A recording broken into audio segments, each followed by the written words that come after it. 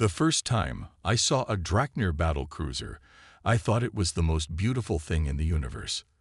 The way its obsidian hull absorbed starlight rather than reflected it. How it moved with impossible grace for something 20 kilometers long. Then I watched it tear through 3 human colony ships like they were made of tissue paper, and I realized beauty could be terrifying. They called us vermin. They called Earth a backwater. They weren't wrong, at least not from their perspective. Humanity had barely established footholds on Mars and Europa when the Draknir Imperium found us. Their civilization spanned hundreds of star systems while we were still figuring out how to grow potatoes in Martian soil. Their technology might as well have been magic to us. Yet here I am, Captain Sarah Chen of the UES Thunderchild, commanding one of humanity's first true warships, preparing to engage a Draknir fleet that outguns us 10 to 1. How the hell did we get here? It started, as most conflicts do, with a misunderstanding. First contact happened near Neptune's orbit. The Draknir scout vessel translated into our system, encountered a mining operation, and promptly destroyed it. 73 people died that day.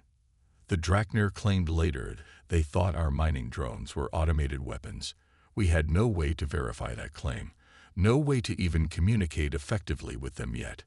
By the time we established proper translation protocols 6 months later, the Draknir had already classified humanity as a non-sapient technological infestation to be contained or eliminated.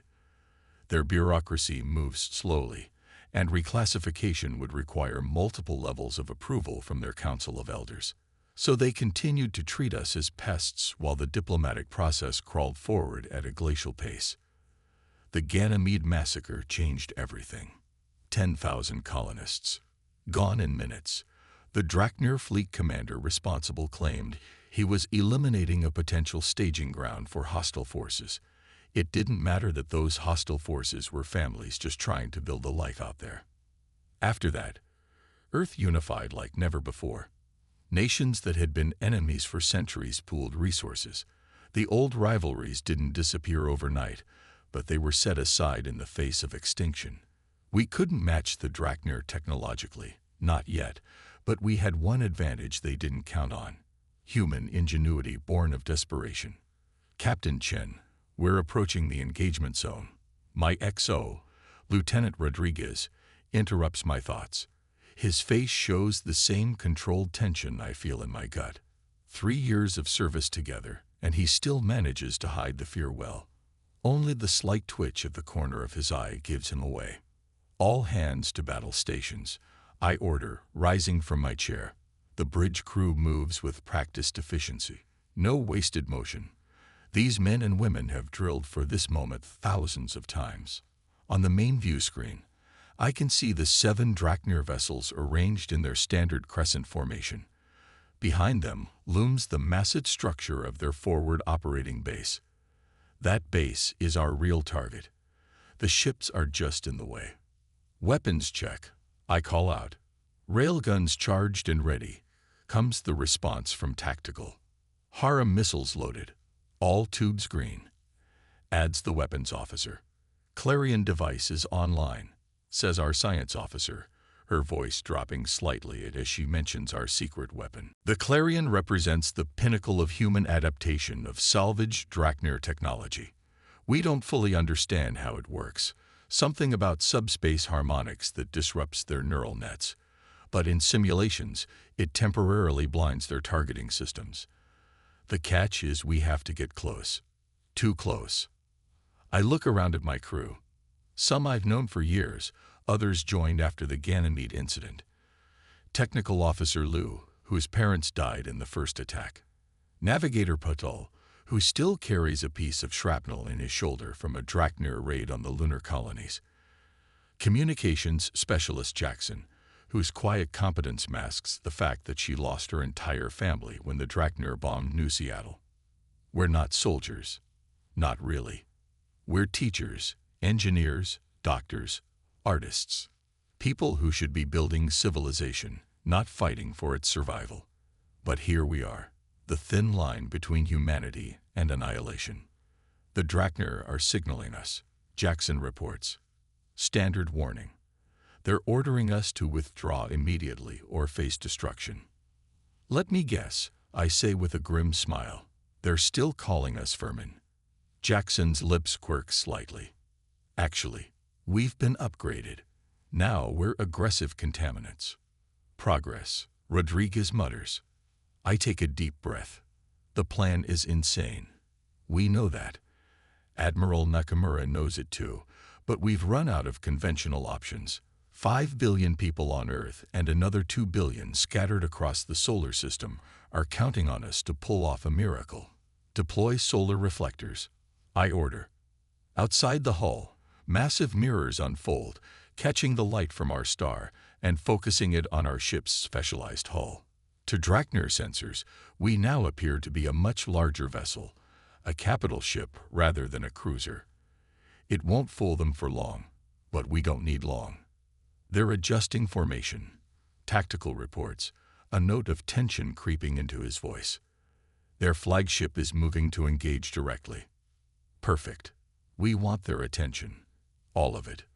What the Drachner don't know, what they couldn't know, is that while we've been playing the role of desperate defenders for months, we've been building hidden factories in the asteroid belt, secret shipyards in the clouds of Jupiter, the scattered remnants of humanity coming together to forge weapons that might give us a fighting chance. And right now, while the Drachner focus their sensors on the Thunderchild and the small flotilla with us, 30 stealth ships are sliding into position behind their base, carrying enough explosives to tear it apart from the inside. Clarion charging, the science officer announces. 90 seconds to activation. I nod, feeling the weight of command pressing down on me. If we fail here, there won't be a second chance. Earth will fall. Humanity will be reduced to a footnote in Drachner historical archives, if they bother to remember us at all. All ships, execute attack pattern Delta. I order. Let's show these bastards what the vermin of Sol can do. As the Thunderchild surges forward, I think about the name we've given ourselves. Sol's Metal Dragons. To the Drachner, it probably seems presumptuous. Humans comparing themselves to the mighty Drachner, whose very name translates roughly to Dragons of the Void. But they'll learn. Today, they'll learn that the dragons of Earth breathe fire too. The first shots streak across the darkness of space, and the battle for humanity's future begins. The void between us and the Drachner fleet lit up with plasma fire. Their weapons outranged ours by a factor of 3, but that was part of our plan. The Thunderchild's engines howled as we accelerated directly toward their formation, taking evasive action that looked erratic, but followed a precisely calculated path. Incoming. Rodriguez shouted as the first volley of Drachner energy weapons sliced through space around us. The ship shuddered as glancing hits struck our armor plating. Nothing critical yet, but we couldn't take many direct hits. Our shields were primitive compared to theirs, adapted from salvage technology we barely understood. Damage report. I called, gripping my chair as the inertial dampeners struggled to compensate for our evasive maneuvers. Hull plating down to 70% on decks 3 through 7. Technical Officer Liu reported. Nothing that can't be patched. 3 minutes to optimal Clarion range. Navigator Patel added, his fingers dancing across his console. I tapped my earpiece, opening a channel to our escort ships. Viper Squadron. Initiate attack pattern Echo. Draw fire from their flanking vessels. 6 smaller ships broke formation, accelerating in different vectors to confuse the Drachner targeting systems. It was a dangerous job. They were basically decoys, but their crews had volunteered knowing the stakes. Behind me, Chief Medical Officer Alvarez entered the bridge. She wasn't supposed to be here during combat operations, but I knew why she'd come. Tell me we got a contingency if the Clarion fails, she said quietly, standing at my shoulder. Her brother had commanded one of the ships lost at Ganymede. She joined the service the next day. We've got several, I assured her, though none I liked. But it won't fail. The truth was more complicated. The Clarion device was reverse-engineered from a damaged Drachner communications array found floating in the debris after one of our few victories. A desperate ambush near Titan that had cost us 3 ships to destroy one of theirs. Our scientists had discovered that certain frequencies could temporarily disrupt Drachnir neural networks, essentially giving their ship systems the equivalent of a seizure. But we'd never tested it against a fleet this size. Drachnir flagship is changing course, Jackson reported. They're moving to intercept us directly. Looks like they've taken the bait. On the tactical display, I watched the massive Drachnir vessel break from its formation, turning its bow toward the Thunderchild. It was at least 5 times our size, bristling with weapons emplacements, and surrounded by a faint shimmer of energy shields far more advanced than anything we could generate. They've identified us as the primary threat, Rodriguez said, the corner of his eye twitching more rapidly now. That's their commander's vessel, the one that ordered the Ganymede attack. I felt a chill run down my spine. Intelligence had suspected this fleet was commanded by Force Leader Taz Rana, the same Drachnir responsible for the massacre, but confirmation made it personal for everyone on the bridge. Taz Rana had become something of a boogeyman among humanity's defenders. 60 seconds to Clarion range, the science officer announced. Device is charging at optimal levels. I opened a shipwide channel. All hands, brace for proximity engagement. This is what we trained for. The seconds ticked by with agonizing slowness.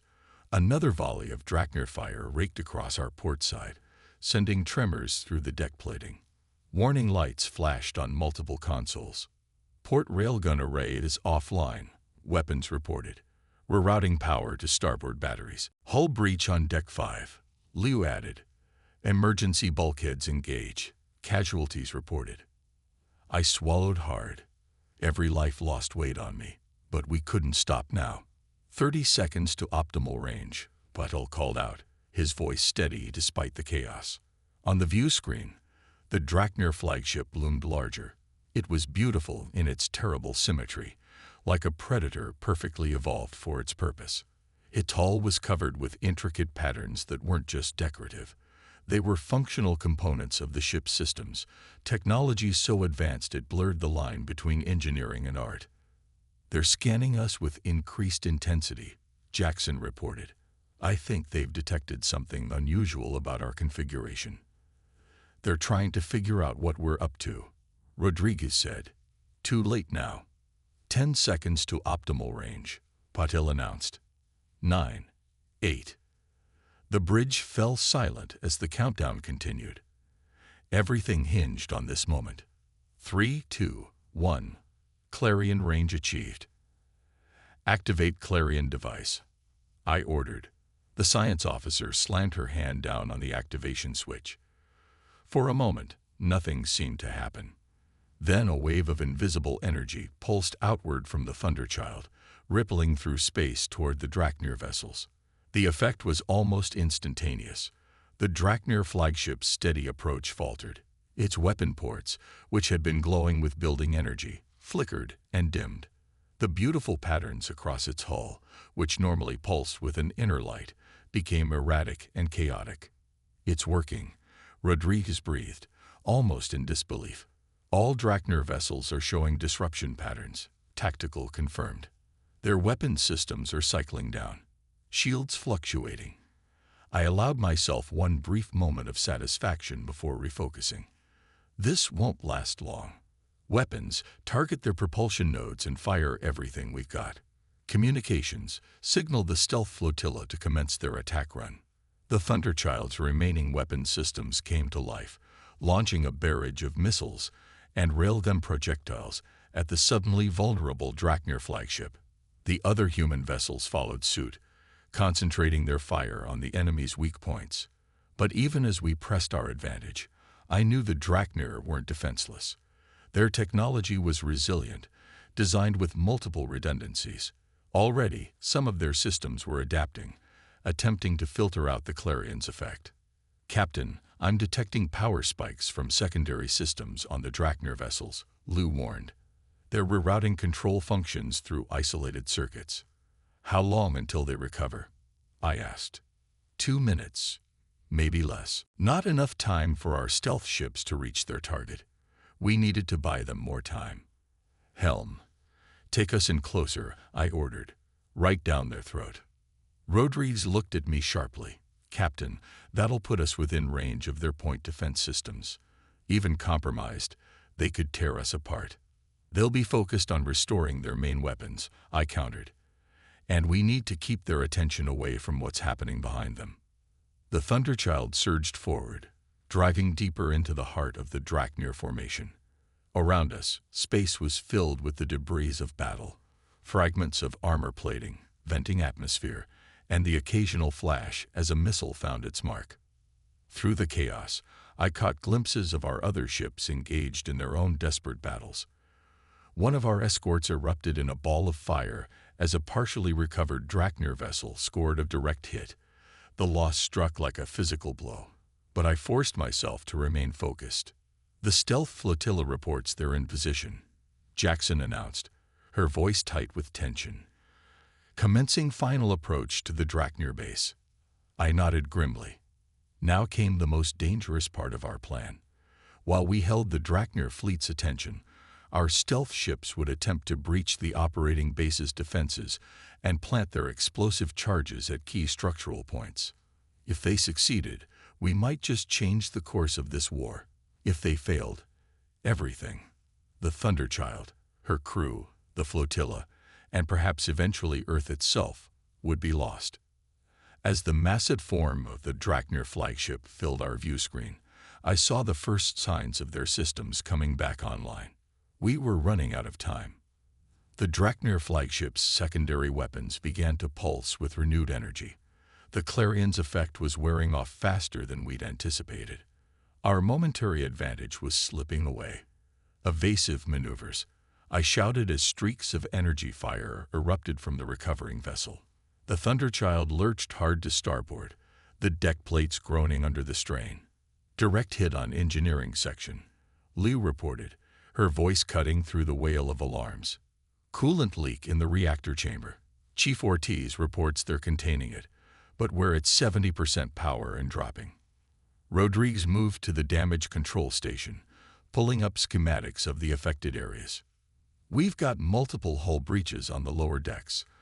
Emergency teams are responding, but we're losing atmosphere in sections 5 through 8.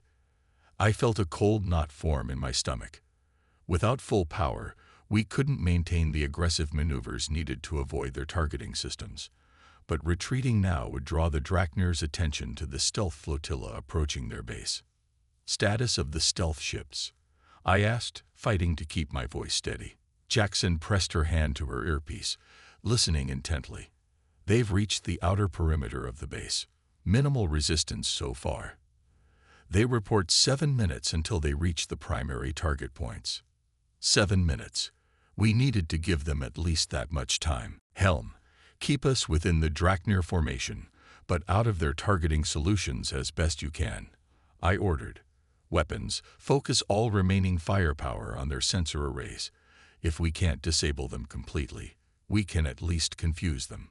The bridge crew responded with grim efficiency.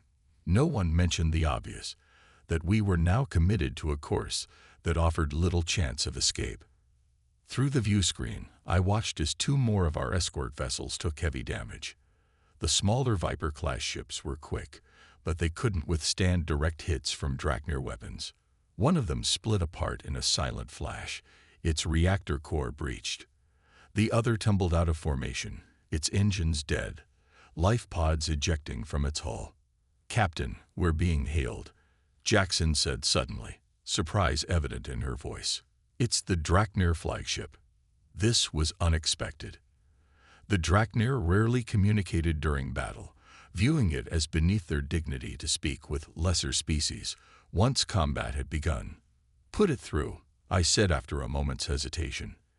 The main view screen flickered, and the image of the battle was replaced by the face of a Draknir. Their species was vaguely reptilian, with iridescent scales covering a narrow, angular face. Multiple sets of eyes, a primary pair and 2 smaller sets positioned above and to the sides, focused on me with cold intelligence.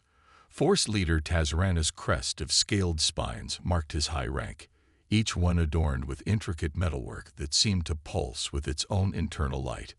Human vessel. The Draknir's translated voice was flat and artificial through our systems. Your tactics are unanticipated. You have managed to temporarily inconvenience my fleet with your crude technology. I stood from my chair, facing the screen directly. Force leader Tazrana. I'm Captain Sarah Chen of the Earth Union ship Thunderchild. The Draknir's head tilted slightly. A gesture I'd learned indicated surprise. You know my designation. Interesting. You believe this grants you some advantage. I know more than your name, I said, pressing forward. Every second of conversation was another second for our stealth ships. I know you commanded the fleet at Ganymede. I know you ordered the deaths of 10,000 civilians.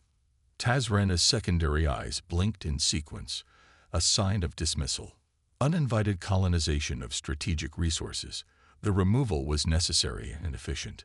Behind me, I heard several crew members inhale sharply at the callous response. Rodriguez's hand tightened on the console edge until his knuckles whitened. Those were families, I said, struggling to control my anger. Children, offspring of resource thieves. Tazrana replied. The distinction is meaningless. Your species expands without regard for established territorial claims. The Imperium has cataloged this system for future development for 7,000 cycles. We didn't know you existed until 3 years ago, I countered. Your ignorance does not negate our claim. The Draknir leaned closer to whatever served as their communication device. I have contacted you for a specific purpose, human. My sensors detect unusual activity near our forward base. You seek to divide our attention. My blood ran cold. They had detected the stealth ships after all. You're mistaken, I bluffed. This is our entire fleet. We're making a direct assault on your position. Tazrana's crest extended fully, a sign of aggression. Deception is pointless. My vessels are already moving to intercept your hidden ships. They will be destroyed before they can approach the base perimeter. I glanced at Rodriguez, who shook his head subtly. We couldn't warn the stealth flotilla without confirming the Draknir's suspicions. They were maintaining communication silence to avoid detection. I needed to keep Tazrana talking, to delay him from giving the order to pursue our stealth ships. Before you do that, you should know we've transmitted everything we've learned about your technology back to Earth, I said, improvising wildly. The weakness in your neural networks that the Clarion exploits. That's just the beginning. Every engagement teaches us more. We're adapting faster than you anticipated. It wasn't entirely a lie. Human engineers and scientists had been working around the clock, reverse engineering every piece of Draknir technology we could salvage. Temporary setbacks, Tazrana dismissed. Your species will be eradicated or contained within one stellar cycle. The Imperium has faced many emerging threats in its history. All have been managed. Managed, I repeated. Is that what you call genocide? We call it preservation of order. The Draknir's voice remained emotionless. Your kind spreads like a disease, consuming resources, multiplying exponentially. The pattern is clear in your historical records. You cannot control your own growth. The Imperium must do it for you. A red alert flashed on the tactical console. Rodriguez moved to check it, then looked up at me with alarm. Captain, 3 Draknir cruisers are breaking formation. They're moving toward the far side of the base, toward our stealth ships. Tazrana's secondary eyes flickered in what I'd come to recognize as the Draknir equivalent of satisfaction. As I said, deception is pointless. Your diversion has failed. Your hidden vessels will be intercepted and destroyed. Jackson, warn the flotilla, I ordered, abandoning the pretense. Tell them to accelerate their timeline. Captain, they're jamming our transmissions, Jackson replied, frantically working her console. I can't get through. The ship rocked violently as another volley of Draknir weapons found their mark. Sparks erupted from an auxiliary control panel, forcing a crew member to dive for cover. Status of the Clarion device, I demanded, turning to the science officer. 30 seconds to recharge, she responded. But the effect will be weaker with each use. Their systems are already developing countermeasures. Tazrana watched our crisis with cold interest. Your primitive technology cannot hope to match ours. Surrender your vessel, and I will consider allowing your crew to live as study specimens rather than terminating them immediately. I stared at the alien commander, hatred burning in my chest. But hatred wouldn't save my crew or the stealth flotilla. Liu, what's the status of our maneuvering thrusters? I asked, not taking my eyes off the screen.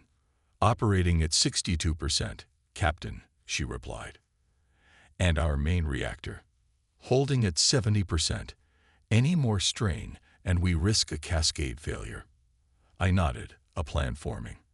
A desperate, likely suicidal plan, but the only option left. Force Leader Tazrana, I said, straightening my shoulders. I appreciate your offer, but I think you've miscalculated something fundamental about humans. The Drachnir's head tilted again. Explain. We don't surrender when cornered. I nodded to Rodriguez, who understood immediately and began quietly inputting commands into his console. We become much more dangerous. I cut the communication with a gesture. The view screen returned to the image of the battle, where the massive Drachnir flagship now hung less than a kilometer from our position. All hands, this is the captain, I announced over the ship-wide comm. Secure for high-G maneuvers and prepare for potential core overload. Engineering, I need everything you've got in the main engines. What's the plan, Captain? Alvarez asked, bracing herself against the bulkhead as the ship shuddered around us. I looked at the tactical display one last time. The 3 Drachnir cruisers were accelerating toward the location of our stealth flotilla. We had perhaps 2 minutes before they were detected and destroyed. We're going to ram the flagship, I said quietly, right at their command center. A moment of stunned silence fell over the bridge. The Clarion device, Rodriguez asked. We'll fire at point-blank range, then hit them with everything we have left while their systems are disrupted, I confirmed. If we can take out Tazrana and their command structure, it might buy enough time for the flotilla to complete their mission. I didn't need to say the rest. We all knew the Thunderchild wouldn't survive such an impact. Helm, plot a direct course for the flagship's command section, I ordered. Full impulse power on my mark. As the crew prepared for what would likely be our final action, I thought of Earth, of the billions of people depending on us to give them a fighting chance. I thought of the colonies we already lost, and those we might yet save. Clarion device charged and ready, the science officer reported. All remaining weapons locked on target, tactical added. Engineering reports ready for maximum thrust, Lou said, her voice steady despite everything. I took one last look at my crew, these brave men and women who had followed me into what now appeared to be certain death. No captain could ask for better. For Earth, I said simply, fire the Clarion and engage main engines. Let's show these bastards what Saul's metal dragons can really do. The Thunderchild surged forward toward the massive Drachnir flagship, our fate, and possibly humanity's, hanging in the balance. The Thunderchild hurtled toward the Drachnir flagship like a spear thrown by an ancient warrior. The Clarion device fired at point-blank range, its disruptive energy washing over the enemy vessel with much greater effect than before. Systems across the Drachnir command ship flickered and failed as we closed the distance. Impact in 15 seconds, Patel called out, his voice tight but controlled. I braced myself, gripping my chair as the massive bulk of the alien vessel filled our view screen. It was like watching a mountain rushing toward you. Then something unexpected happened. Captain, Jackson shouted, I'm picking up quantum distortions at the edge of the system. Massive energy spike. Before I could respond, space itself seemed to tear open in a brilliant flash of blue-white light. Through the breach emerged a vessel of unmistakably human design, but unlike anything I'd ever seen before. Sleek and deadly, its hull bore markings similar to our own, but the technology was clearly far more advanced. What the hell is that? Rodriguez breathed, momentarily forgetting protocol. Unknown vessel is transmitting on Union frequencies, Jackson reported, her expression a mixture of confusion and hope. They're identifying as UES Prometheus. The name meant nothing to me. There was no Prometheus in our fleet. All vessels, this is Admiral Thomas Hayes of the UES Prometheus. A voice crackled through our comms. Break off your attack. Repeat, all vessels break off your attack immediately. On screen, the mysterious ship moved with impossible speed, positioning itself between the Thunderchild and the Drachnir flagship. A shimmering field of energy extended from its hull, surrounding our vessel like a protective bubble. Full reverse thrusters, I ordered, more from instinct than understanding. The Thunderchild shuddered as our engines fought against our momentum, the hull groaning under the strain. Captain, the Prometheus is generating some kind of gravitational field, Lou reported, her eyes wide as she stared at her readings. They're helping slow us down. Our headlong charge toward the Drachnir flagship decreased rapidly, the combined effect of our reverse thrusters and whatever technology the Prometheus was employing bringing us to a halt mere hundreds of meters from impact. This is Captain Sarah Chen of the Thunderchild, I said, opening a channel to the mysterious vessel. Admiral Hayes, explain yourself. We're in the middle of a critical operation. Captain Chen, the Admiral's voice replied, carrying an authority that made even me straighten slightly. I understand your confusion, but you need to stand down. That's an order. Sir, with all due respect, we have a stealth flotilla about to strike the Drachnir base. If we don't keep the enemy fleet occupied. The stealth flotilla has been extracted, Captain, Hayes interrupted. They're safe. I exchanged bewildered glances with Rodriguez. That's not possible. They were still 10 minutes from completing their mission. For you, perhaps, Hayes responded cryptically. Captain, I need you to trust me. The situation is more complex than you understand. Before I could demand clarification, tactical alerts blared across our bridge. Multiple new contacts. Tactical shouted. Dozens of ships just appeared throughout the system. They're engaging the Drachnir fleet. On the main view screen, the space around us had transformed into chaos. At least 30 vessels of the same advanced design as the Prometheus had appeared seemingly from nowhere, launching precise strikes against the Drachnir ships. Their weapons cut through Drachnir shields like they weren't even there. The Drachnir flagship is hailing all frequencies, Jackson reported, her voice shaking slightly. Captain, I think they're trying to surrender. That's impossible, I whispered. 3 years of brutal war, and now suddenly the Drachnir were surrendering. It made no sense. The view screen shifted to show Admiral Hayes. He was an older man, his face weathered by years of command, but there was something strangely familiar about him. Captain Chen, I know you have questions, Hayes said, his expression softening slightly. But right now, I need you to evacuate your damaged vessel. The Thunderchild's reactor is approaching critical failure. As if to confirm his words, engineering reported through the comms. Captain, the coolant leak is worsening. We can't contain it much longer. Core breach in approximately 7 minutes. Hayes leaned forward, his eyes meeting mine through the screen. Sarah, please, get your crew to safety. I promise you'll get answers, but not if you're dead. The use of my first name startled me, but there was no time to dwell on it. If the reactor was going critical, my duty was clear. All hands, abandon ship, I ordered, the words bitter in my mouth. Proceed to emergency lifeboats in an orderly fashion. This is not a drill. As the evacuation alarms sounded throughout the Thunderchild, I remained on the bridge, watching in stunned silence as the mysterious human fleet systematically dismantled the Drachnir forces that had seemed invincible just minutes ago. Captain, you need to go, Rodriguez said, standing at my side. The last escape pods are waiting. I nodded numbly, still struggling to process the impossible scene before me. As I turned to leave, a final transmission came through. Captain Chen, Hayes said, there's one more thing you should know. I paused, looking back at the screen. The date on my chronometer reads July 15, 2157, he said.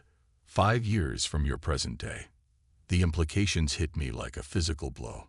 These ships, this Admiral Hayes, they were from our future.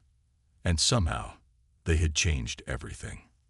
The sleek corridors of the Prometheus were nothing like the utilitarian design of the Thunderchild. As Rodriguez, Lou, and I were escorted to what I assumed was the command center, I couldn't help but marvel at how far human engineering had apparently come in just 5 years. It's like comparing a rowboat to a destroyer, Rodriguez whispered, echoing my thoughts as he ran his hand along a wall that seemed to pulse with subdued energy. The doors parted to reveal a bridge that made the Thunderchilds look like ancient technology. Officers worked at stations that featured holographic interfaces instead of physical controls. Through the massive view screen, I could see the remains of the Drachnir fleet, disabled but largely intact, surrounded by our future vessels. Admiral Hayes stood at the center of it all, conferring quietly with a group of officers who quickly dispersed as we entered. Captain Chen. Hayes greeted me, extending his hand. Welcome aboard the Prometheus. I shook his hand automatically, still struggling to process everything. Admiral, I believe you owe us an explanation. Hayes nodded, gesturing toward a conference room adjacent to the bridge. Of course. Please, this way. Once inside, Hayes sealed the door and activated a privacy field that hummed softly around us. First, let me assure you that your crew is safe. We've recovered all survivors from the Thunderchild and the other vessels, he began. The stealth flotilla was extracted before the Drachnir could intercept them. How? I demanded. And more importantly, why? If you had this technology all along. We didn't, Hayes interrupted. That's the point.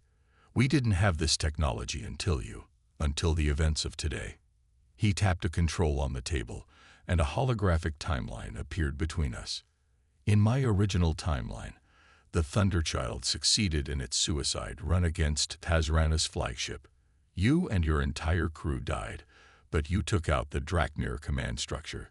The stealth flotilla completed their mission, destroying the forward base. It was a devastating blow to the Drachnir operations in the Sol system. I felt a chill run through me. Hayes was describing an alternate history where I had already died. The war continued for another 3 years, Hayes continued. Brutal, devastating warfare. Earth was attacked directly. Billions died. But in the ruins of the Drachnir base, we found something that changed everything. The hologram shifted to show what looked like an alien device, intricate and strange. The Drachnir were experimenting with temporal technology. They weren't just planning to eradicate humanity in the present. They were preparing to eliminate us from history entirely. Rodriguez inhaled sharply. Time travel. That's what they were working on at the forward base. Precisely, Hayes confirmed. But in discovering their technology, we gained the key to our own survival. Earth's best scientists reverse-engineered their temporal drive. It took 2 years, but eventually we created this. He gestured around us. The Cronus fleet. So you came back to save us? Liu asked. Hayes's expression darkened. Not exactly. We came back to prevent a greater catastrophe. You see, in my timeline, the Drachnir were defeated, but at a terrible cost. Nearly 40% of Earth's population died in the war. And worse, the temporal disruption caused by the Drachnir's experiments created instabilities throughout the Sol system.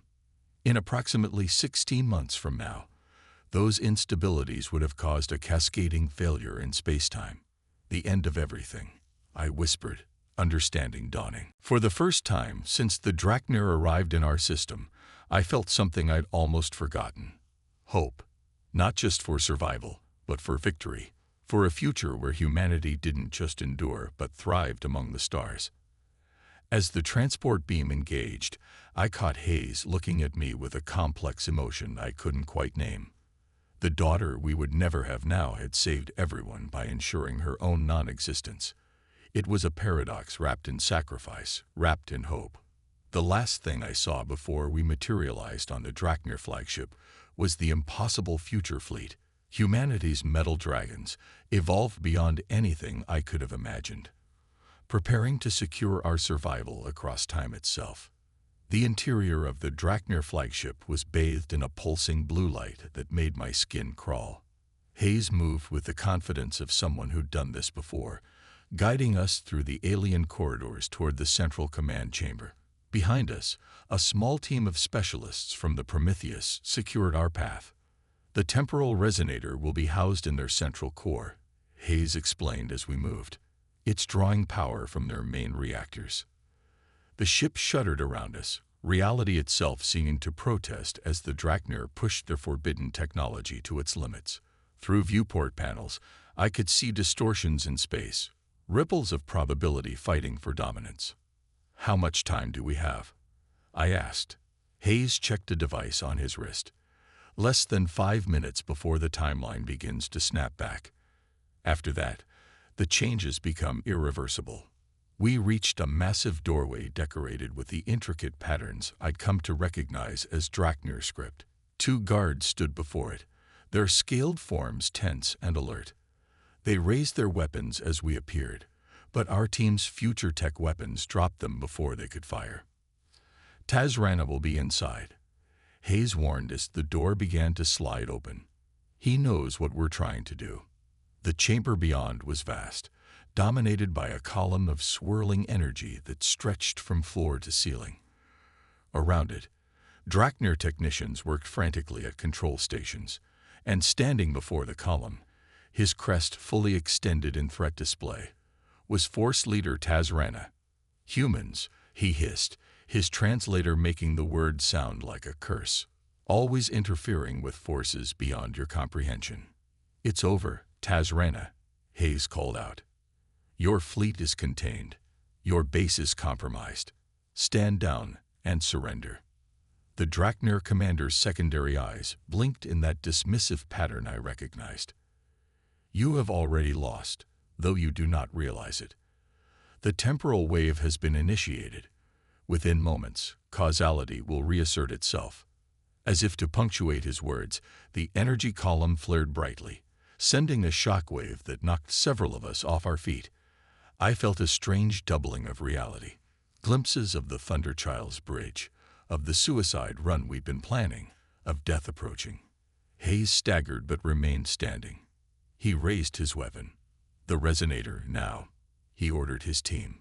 The specialists rushed forward, deploying devices around the base of the energy column, while our security team engaged the Draknir guards in a firefight that bent and warped through the unstable temporal field.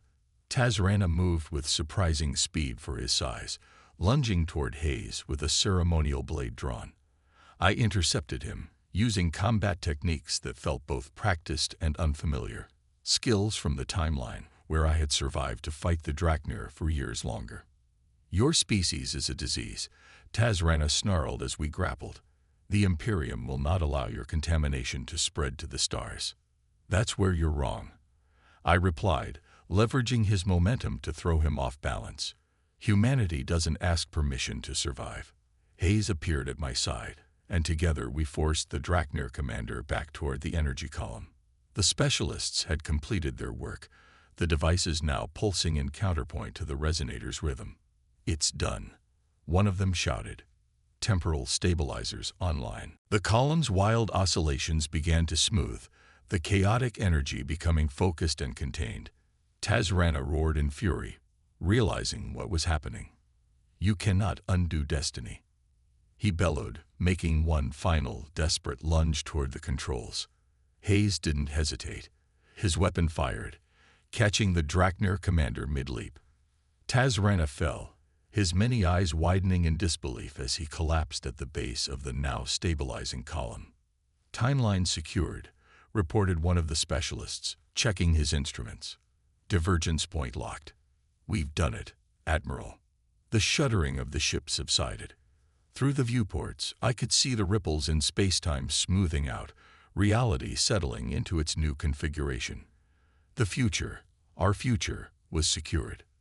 1 month later, I stood at the observation deck of the New Earth Union headquarters in Geneva, watching as the first diplomatic delegation from the Draknir Imperium arrived. Without Tazrana's militaristic faction in control, more moderate voices had quickly risen to power, suing for peace rather than continuing a war they now knew they couldn't win. Hayes, Thomas, as I'd come to call him, joined me at the window. Strange to think that in another timeline, we would have met under very different circumstances, I said. He nodded, his expression thoughtful. The timeline where you died a hero, and I spent years trying to make your sacrifice mean something. And now we write a new history, one where Saul's metal dragons didn't rise through violence and desperation, but through innovation and determination. I looked out at the stars, thinking of the daughter we might have had, the daughter who, in some impossible way, had saved us all by ensuring her own non-existence. Do you think we'll ever know if we made the right choice? I asked quietly. Thomas smiled, his hand finding mine. I think we already do. The Draknir are at peace with us. Earth is safe. The timeline is stable. He paused, looking out at the bright future before us. And who knows? Some things have a way of finding their path across any timeline. As the diplomatic ships docked and humanity prepared to take its place among the stars, I couldn't help but feel that he was right. We had rewritten destiny itself, and whatever came next, we would face it together, not as enemies fighting across time, but as allies building a future none of us could have imagined.